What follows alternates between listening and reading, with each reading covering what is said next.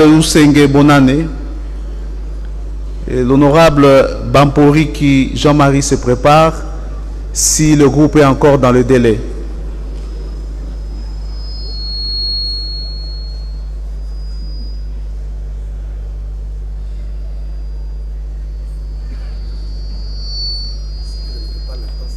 Merci. Rapporteur.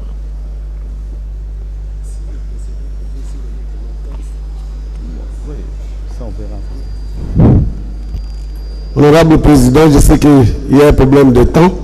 Je préfère résumer le document que j'ai préparé pour l'Assemblée. Le texte, vous le trouverez dans la presse, je l'ai mis là-bas. En résumé, je voudrais parler de la question de la sécurité. Le Premier ministre, quand il a été désigné, il a promis de résoudre les problèmes de sécurité à l'Est. Notamment, nous attendons le retrait de l'armée monoethnique qui règne en maître depuis plusieurs décennies à l'Est. Nous voulons rappeler que cette armée qui sème la terreur est installée depuis la création de la rébellion RCD. Sous le E+4, la même armée est maintenue.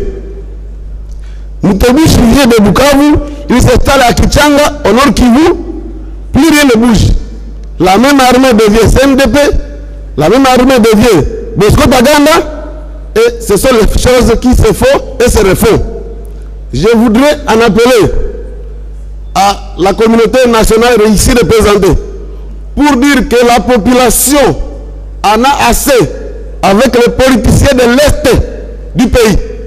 Il faut que les gens le savent. Les députés du Nord Kivu se sont réunis la dernière fois, ont déposé un mémorandum qui sied chez le président ici. Ils disent que les tireurs de ficelle sont bel et bien ici à Kinshasa.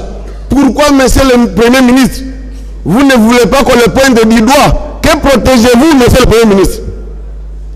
S'il y a insécurité, puisque les gens de l'Est qui ont commandant suprême de l'armée, ils ont eu ministre de la Défense que voici. Ils ont eu tout. Conférence de Goma, toujours Pango.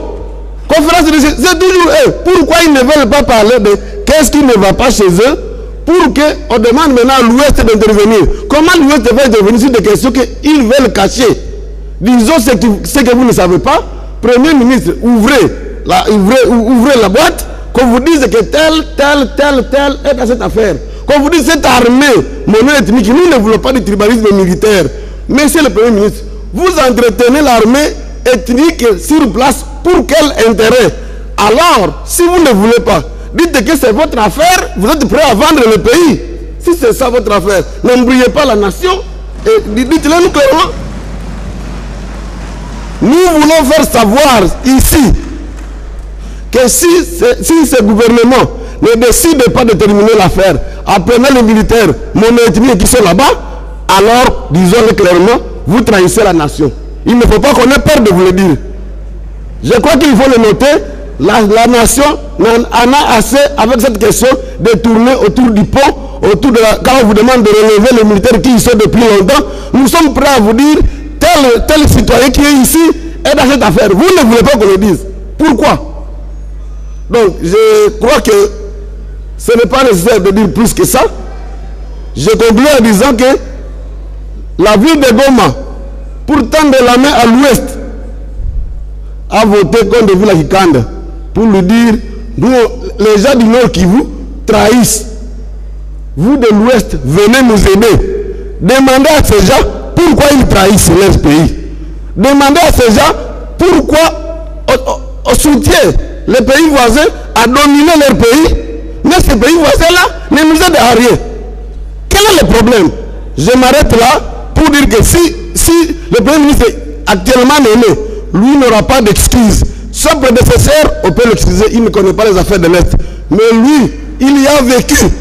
Si, encore une fois, comme le ministre de la Défense, sortant, il a déclaré ici, en réponse à ma question, qu'il va retirer tous ses militaires. Il vient de quitter, il ne les a pas retirés. Vous aussi,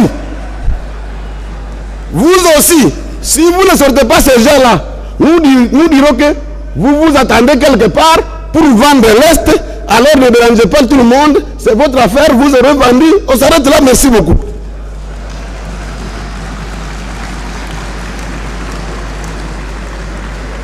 Merci.